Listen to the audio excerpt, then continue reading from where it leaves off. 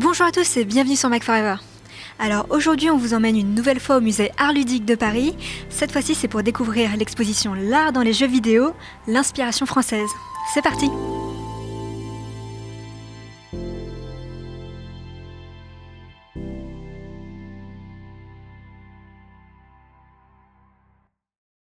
Alors dans cette exposition, il ne faut pas s'attendre à avoir des manettes à disposition, tout se concentre vraiment sur le côté artistique de la création d'un jeu vidéo. D'abord, un jeu vidéo, c'est un coup de crayon, c'est un carnet de croquis. Alors ça peut être sur une palette graphique, ça peut être, mais on voit d'abord que c'est une œuvre d'art, que c'est pensé. Et je dis souvent que c'est l'art total, puisque ça fait appel au dessin, à la peinture, à la sculpture, à l'écriture, à la musique, à l'interactivité. Il n'y a aucune autre forme d'art qui offre un panel d'expériences à ce point-là.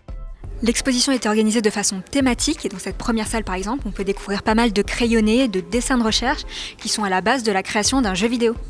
On avait envie vraiment de montrer tout ce qu'on ne voit jamais finalement, tous ce qu'on appelle des artworks, ces dessins de recherche, comment on crée des personnages puis on les abandonne. Enfin, on avait vraiment envie que les gens puissent découvrir la qualité artistique incroyable qui est à l'origine. Alors c'est vrai que c'est ce qu'on appelle du figuratif narratif, du dessin, de la peinture, c'est ce qu'on retrouve dans les films d'animation, dans le design du cinéma. Quand on va voir Star Wars, tout est dessiné à l'avance et on a envie finalement de connecter le public à cet art et de leur montrer que derrière ces grandes productions qu'ils aiment, c'est de l'art. Dans cette exposition, on va vraiment pouvoir voyager, découvrir les univers créés par les studios et observer les magnifiques décors, des choses auxquelles on ne pense pas forcément quand on est immergé dans un jeu.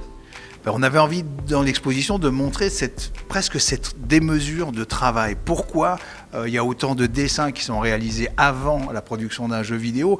Et pour vous rendre compte, on a demandé à 14 studios des œuvres à nous envoyer pour faire une sélection. Il y a 800 œuvres qui sont exposées ici, mais on en a reçu 60 000.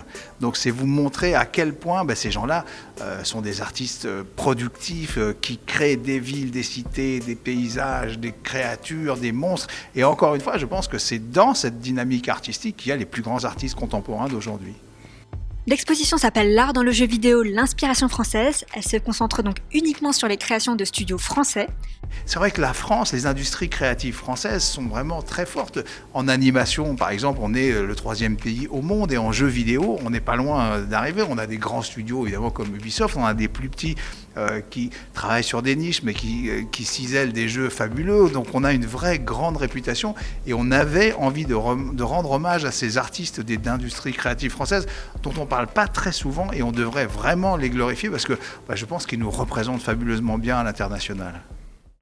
En venant au musée Art Ludique, on pourra même découvrir quelques exclusivités avec des œuvres issues de jeux à venir, comme ici par exemple avec Dishonored 2 qui sortira en mars 2016.